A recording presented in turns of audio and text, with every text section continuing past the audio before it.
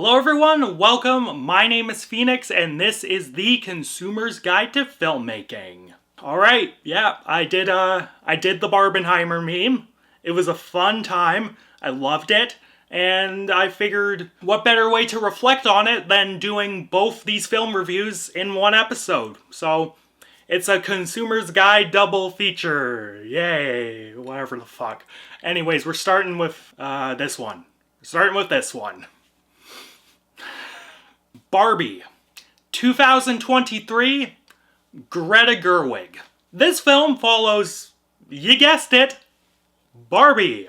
Living her dream life day in and day out with her friends and Ken, Barbie's life starts to get a little weird when she begins exhibiting existential dread, as well as flat feet. Unbeknownst to her, the person playing with her is experiencing the same dread, and it is affecting Barbie Land. Now, with Ken in tow, Barbie must travel to the real world to find out how she can fix things before it is too late. This film has always felt like one of those like it or you're a racist meanie sort of movies, but pitchforks down, neon-haired frogs. This film was pretty good. I had fun with this colorful take on a pop culture institution. Greta Gerwig pretty much captured what Barbie is perfectly with her direction. Everything in this movie, in a purposeful way, feels plastic and fake. The lighting is super bright and Hollywood. The camera can be pretty static throughout, but that doesn't stop Greta from showing off that she is a talented director. Some of the stark visual choices, especially involving the creator of Barbie and those interactions, were quite something. The ending montage of fuzzy footage of girls living their lives really wrapped the themes up well. Oh man, but the production design? Let me tell you about this goddamn production design. The Barbie Land sets looked fucking phenomenal. Pink, gaudy, and plastic all around, Barbie Land looking like a blown up dollhouse adds so much to the world and atmosphere of the film. Even the real world, especially Mattel headquarters, looks super sterile and fake. The plastic-ass backdrops when everyone was traveling to Barbie Land were really fun. It's a doll-like world for a movie about a doll, and that's perfect. In terms of music, the film's soundtrack on paper is something that I should detest. It's full of obnoxious pop and rap music. But for a movie like this, it really works. The Lizzo song at the beginning, I think it's Lizzo, please correct me if I'm wrong, it was pretty cute. And the second version of that song when Barbie's starting to fall apart was pretty funny. Another song I liked was during the ending, and while it was a fairly safe and obvious sort of piano song with obvious lyrics, the fucking Billie Eilish won the Oscar for it, and they seemed to like her, so it did fit the vibe of the ending. And then we also have the Ken song, which was just fucking funny, and that musical number was quite well done. Fucking banger of a track. Now on to the writing, which is where the film sadly gets a bit inconsistent. Now, I know Greta Gerwig can write a good script. Lady Bird fucking slapped. But for some reason, this script was a little all over the place. When the script was on point, I loved the fun examination of our perception of these dolls, and what these dolls mean to us in the greater scheme of our weird culture. Even when dealing with the more explicit gender themes in this film, Greta Gerwig was able to write some incredibly thoughtful things. Being a woman in the real world isn't easy, and Barbie is merely a fairy tale version of being a woman. I really liked when she explored that. But when it doesn't work, this film just turns into blunt Reddit tier garbage. When Barbie first enters the real world and all the men, literally all of them, were fucking cartoon misogynists, I just started rolling my eyes. It's amazing that women in this day and age still think construction workers catcall people. There are funny ways to contrast fake Barbie Land with the real world, and all the Ken stuff did that pretty well. The narrator also had some fun lines and observations about all this, but fucking gutter tier, lol, men are trash, women have it so hard humor is just a fucking headache. Our cast do a pretty good job with this material, and our lead roles, Barbie and Ken, are portrayed by Margot Robbie and Ryan Gosling. Margot really portrayed Barbie well, and captured both a ditz and a lost woman trying to find herself really well. But, Ryan Gosling, ooh. Let me quote someone a friend knows in regards to this. Ryan Gosling's ability to say absolutely nothing, yet look so rizzed with it, is peak Kenergy. Fuck. Ryan Gosling portrayed the vapid douchebag like it was second fucking nature. And he owned this role. He was so funny throughout this film, and he had such amazing comedic timing. Him and Margot Robbie had wonderful chemistry and were perfect foils for each other. We also had America Ferrera and Ariana Greenblatt as Gloria and daughter Sasha. Ferrera played every woman in this film quite well, and Greenblatt transitioned from obnoxious angsty teenager to less obnoxious teenager really well. It was a convincing set of performances, and the two had wonderful mother-daughter chemistry. Along with a bunch of fun supporting performances and cameo appearances from Will Ferrell, Simu Liu, Rhea Perlman, among others, this cast had tons of fun, and you could tell throughout the film. Overall, while Greta had a tendency to shoot herself in the foot with this script, the direction more than made up for it. She captured the spirit of this story really well, and while the writing had its down moments, the best bits of the writing were really nice. Margot was great, Ryan was fucking amazing, cast was great in general. The film is a fun little movie.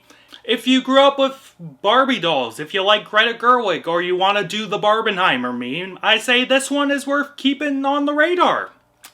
Yeah, and I'm feeling a 6.5 to a 7 out of 10 on this one.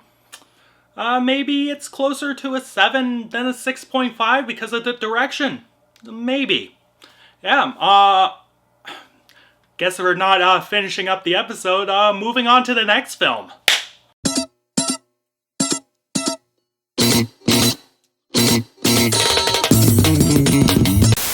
Alright, let's get this on the road. This video is already going to be too fucking long. We're doing Oppenheimer now. Christopher Nolan. Let's fucking get it. This film, framed around the Senate hearing regarding Louis Strauss's appointment to Eisenhower's cabinet, tells the story of scientist J. Robert Oppenheimer. Starting with his beginnings in the world of academia, it charts Oppenheimer's eventual appointment as the head of the Manhattan Project and his very famous guilt over its creation. As well, the film follows his prolonged battle with the government regarding the proliferation of nuclear weapons. Yeah, this was a strong helping of Chris Nolan being Chris Nolan to round out my Barbenheimer experience. Nolan's latest is an interestingly presented drama about one of the most important scientific minds in history. Writing-wise, I think Nolan's script is a little weak in areas. Mainly, I thought that the pacing of the film became rather dull in and around when the Manhattan Project began and they moved to Los Alamos. These portions of the film in particular felt like modern Spielberg sorts of directing when it was so dully presented and they were piping up a bunch of stuff that doesn't need to be explored in such great detail. Otherwise, I think the majority of this film is quite interesting.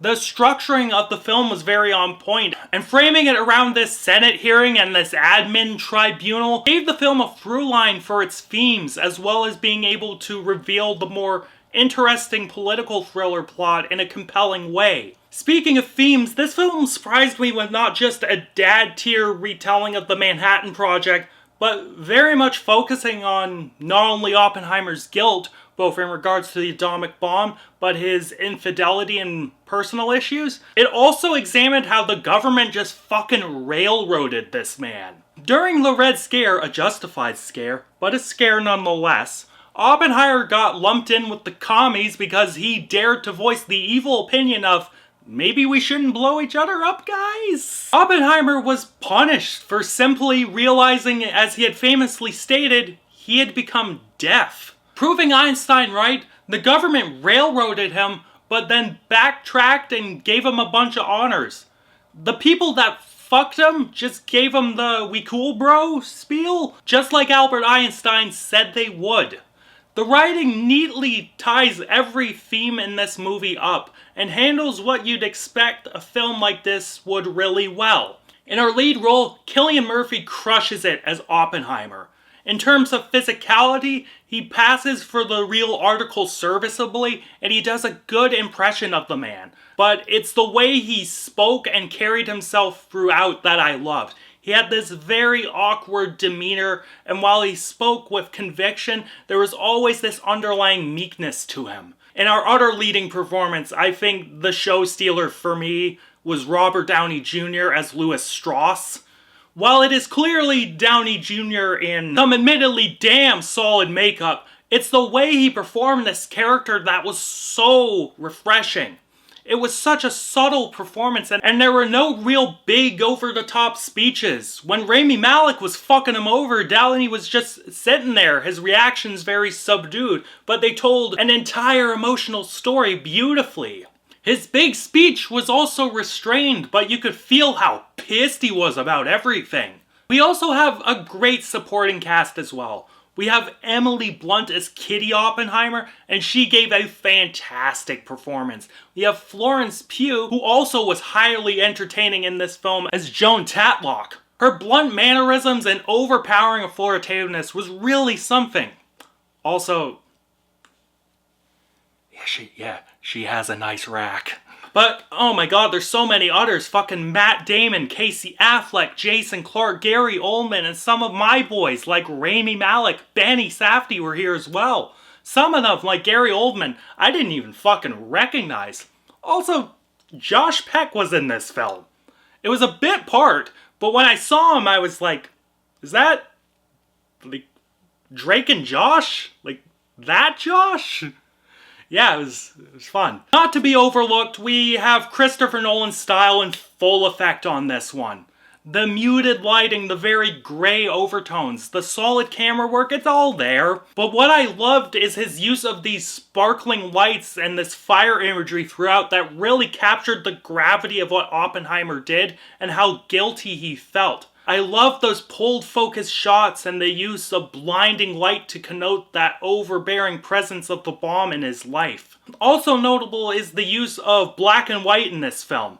While not an original concept to cut back and forth between time periods and having one of those be in black and white, I feel Nolan did a decent job in using it for this story, and it gave the Senate hearing scenes a solid vibe. Production design wise, Nolan once again crushes it with the practical effects.